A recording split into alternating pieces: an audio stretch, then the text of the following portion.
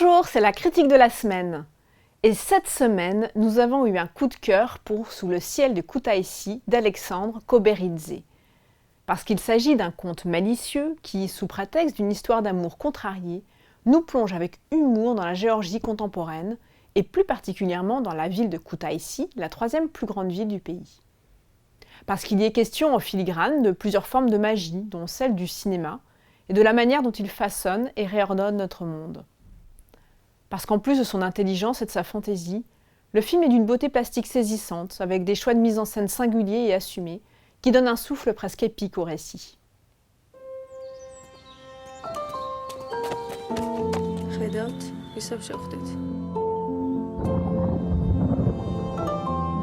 იქნებ შემდეგში შემთხვევას აღარ ვენდოთ. შემთხვევები სანდოა.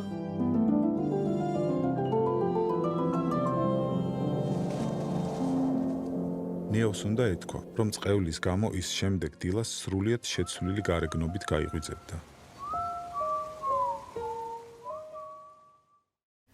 Difficile de dire ce qui est le plus séduisant dans ce deuxième long métrage du réalisateur Alexandre Koberidze, récompensé à Berlin en 2021, puis au festival Premier Plan d'Angers en janvier dernier. Dans les premières minutes du film, il y a une rencontre, immédiatement suivie d'un coup de foudre. Une histoire d'amour se profile. Puis le fantastique entre en scène sous la forme d'une double malédiction. Les deux amoureux, qui ont eu l'imprudence de se donner rendez-vous sans avoir échangé leur numéro de téléphone ni même leur prénom, se réveillent sous une autre apparence et sont incapables de se reconnaître. Ils se croisent pourtant et même se côtoient, et le spectateur passe une partie du film à espérer qu'ils se reconnaissent malgré tout. Le récit, alors, emprunte divers chemins de traverse et nous immerge dans le quotidien de la ville de Kutaïsi.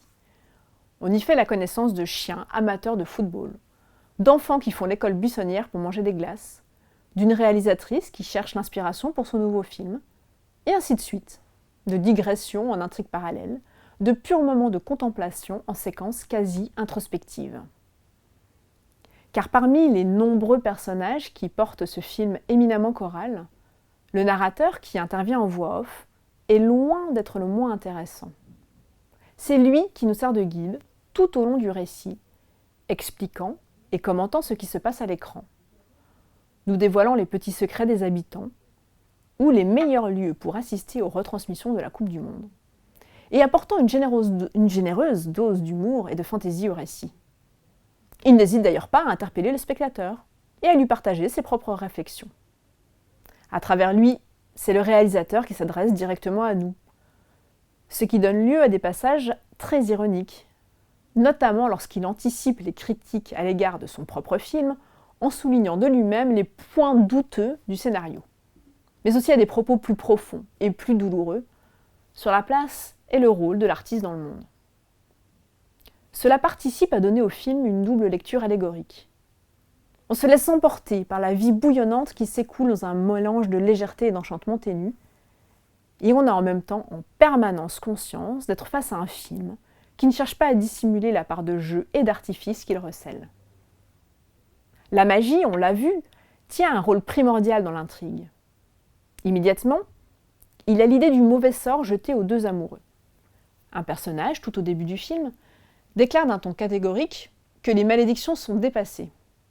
Malgré tout, elle couvre l'héroïne de bagues censées éloigner le mauvais œil. On ne sait jamais. Mais finalement, ni son scepticisme, ni sa prudence n'empêchent la prophétie de se réaliser. Par ailleurs, qu'est-ce que l'amour en lui-même, si ce n'est une forme de sort ou de charme qui réunit deux personnes presque malgré elles, dans une alchimie aussi irrationnelle qu'indicible ? Le coup de foudre ne serait alors rien d'autre que la manifestation d'une force occulte.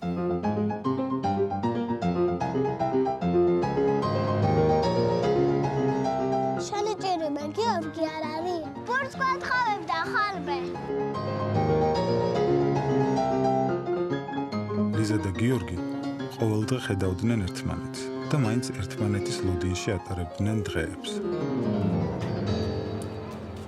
და ასეთი წყევლა იმისათვის მოიგონა ავითვალის პატრონმა, რომ ლიზას და გიორგის ვეღარასდროს ეპოვნათ ერთმანეთი.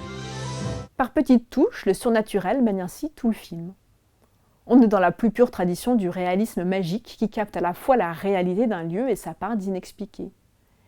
Ici, la présence dédoublée du cinéma, le film que l'on regarde à l'écran et celui qui est en train de se faire dans le récit, apporte une couche supplémentaire de sens en modifiant les regards.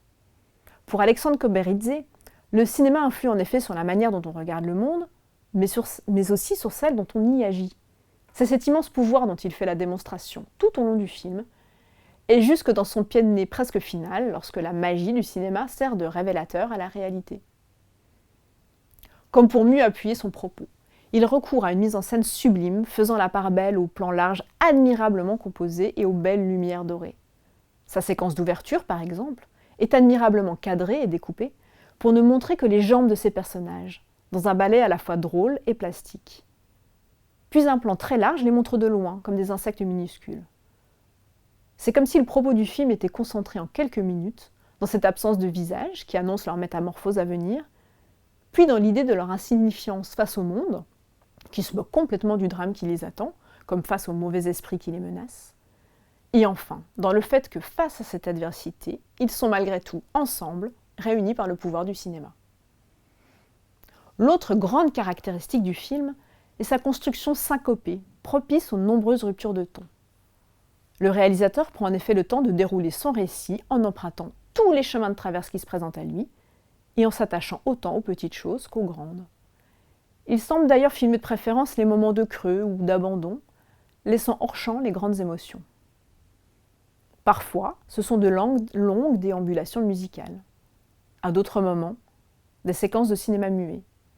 Puis tout à coup, un récit animé, un commentaire spirituel du narrateur ou un dialogue inattendu vient surprendre et relancer le spectateur. Le film ne se repose jamais sur ses lauriers et ne cesse de lancer de nouvelles pistes ou d'expérimenter d'autres effets.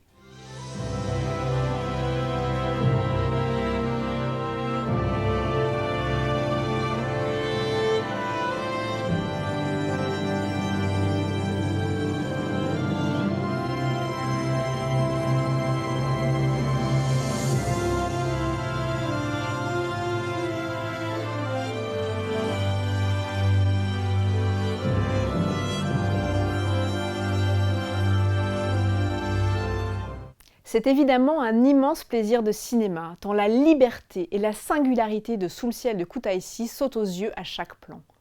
Il entre ainsi dans la liste réduite des films qui semblent immédiatement des classiques. Ces films si particuliers qui jalonnent une cinéphilie comme une œuvre et ouvrent la voie à d'autres formes de narration.